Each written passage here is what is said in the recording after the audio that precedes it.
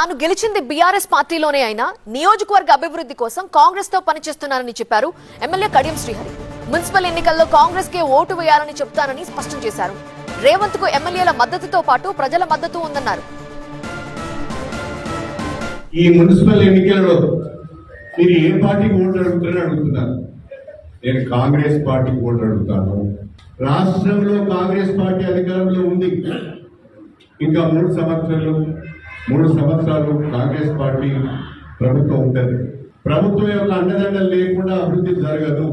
ఈ నియోజకవర్గం పేరు చెప్పుకోవడానికి, ఈ నియోజకవర్గ ఎమ్మెల్యే పేరు చెప్పుకోవడానికి సిగ్గుపడిన ప్రజలను ఇలా తలెత్తుకొని మా నియోజకవర్గం గన్పూర్ మా ఎమ్మెల్యే కడియం శ్రీహరి చెప్పుకునే విధంగా నేను నిజాయితీగా పనిచేస్తున్నానని చెప్పి ఈ సందర్భంగా తెలియజేస్తున్నాను.